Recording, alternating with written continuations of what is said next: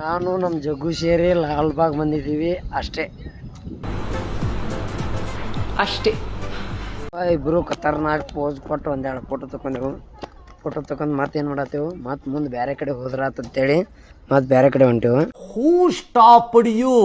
ನಿಮ್ಮನ್ನ ತಡೆದಿರುವವರು ಯಾರು?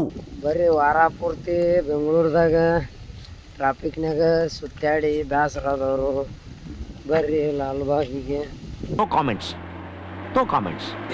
ನಾಡಿನ ಜನತೆಗೆ ಕಾರುಣ್ಯ ಶುಭಾಶಯಗಳು ಹೇಳ್ಕೊಂಡ ಇವತ್ತಿಗೆ ಬ್ಯಾಸಿಗೆ ಕಳೆದ ಮಳೆಗಾಲಕ್ಕೆ ಕಾಲಿಟ್ಟಾಯ್ತು.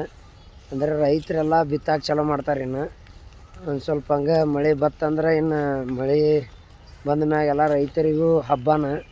ಈ ಹಬ್ಬ ನಮಗೆ ಏನು ತಂದು ಕೊಡ್ತೈತಪ್ಪ ಅಂತಂದ್ರೆ ಹೊಸದಾಗಿ ಇವತ್ತು ನೋಡ್ರಿ ಇವೆಲ್ಲ ಗಿಡಗಳು ಮರಗಳಾಗಲಿ ಉದುರಿ ಬಿಟ್ಟು ಇವಾಗ ಚಿಗುರಕ್ಕೆ ಸ್ಟಾರ್ಟ್ ಮಾಡ್ತಾವೆ. ಇದು ನೋಡ್ರಿ ನಾವು ನೋಡಿದ ಗಿಡದೊಳಗೆ ಖತರ್ನಾಕ್ ದೊಡ್ಡ ಗಿಡ ಅಂದ್ರೆ ಇದು. ಈ ಕಣ್ಣಲ್ಲಿ ಇನ್ನೂ ಏನೇನು ನೋಡ್ಬೇಕೋ ಕಾಣೆ. ನಾವು ನೋಡ್ರಿ ಫ್ರೂಟ್ಸ್ ತಿನ್ನಾಕ್ತೀವ್ರಿ, ಫ್ರೂಟ್ಸ್ ತಿನ್ನೋಂಬರಿ.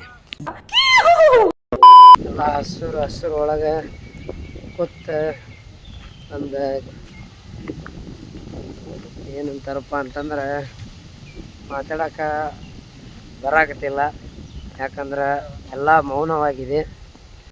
ಏನು ಅರ್ಥವೇ ಆಗ್ತಿಲ್ವೇ ಈ ಕೇಸು? ಎಳೆ ಮಗು ಆಗಿದ್ದಿದ್ರೆ ಓಕೆ, ಏನಿದು ಏನೋ ಗೊತ್ತಾಗ್ತಿಲ್ಲಪ್ಪ.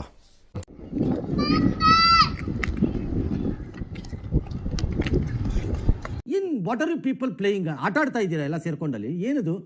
ನಾವು ಅವಾಗಿನಿಂದ ಸುತ್ತಾಕತ್ತೇವು, ಇನ್ನು ದಂಡಿನ ಬರಾಕತ್ತಿಲ್ಲ. ಯಾವ ದಂಡಿಗೆ ಅದೇವು ಅನ್ನೋದು ಗೊತ್ತಾಗತ್ತಿಲ್ಲ. ಹಂಗೆ ಹೊಂಟೇವು, ಯಾಕಡೆ ಹೊಂಟೇವು ಅನ್ನೋದು ಗೊತ್ತಾಗತ್ತಿಲ್ಲ. ಇದೊಂಥರ ಪರಿಸರದಾಗ ಹೊಂಟೇವಲ್ಲ, ನಮಗೆ ಒಟ್ಟು ಬ್ಯಾಸರ ದನುವ ಏನೂ ಆಗೋವಲ್ತು. ಹಂಗೆ ಹೊಂಟೇವು. ಇವು ನೋಡಿದ್ರೆ ಈ ಕಡೆ ಹೋಗೋಣ, ನಾನು ನೋಡಿದ್ರೆ ಈ ಕಡೆ ಹೋಗ್ತೀನಿ.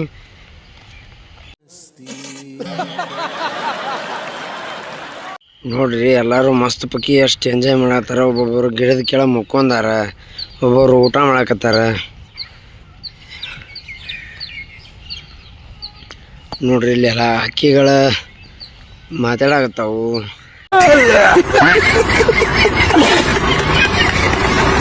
ಇಷ್ಟೆಲ್ಲ ನೋಡಿ ಎಂಜಾಯ್ ಮಾಡೋದ್ರಾಗ ಮಳೆ ಬರಂಗಾತ್ರಿ. ನಾವು ನಮ್ಮ ಮನೆಗೆ ಹೋಗ್ಬೇಕಂತೇಳಿ ಬಡ ಗಾಡಿ ತೊಗೊಂಡು ಹೊಂಟ ಬಿಟ್ಟೇವು ನೋಡ್ರಿ ಮನೆ ಕಡೆ. ಅದನ್ನ ತಕ್ಷಣ ಗುಡುಗು ಮುಂಚೆ ಬರ್ತಿದ್ದೆ ಸಟ್ ಪಟ್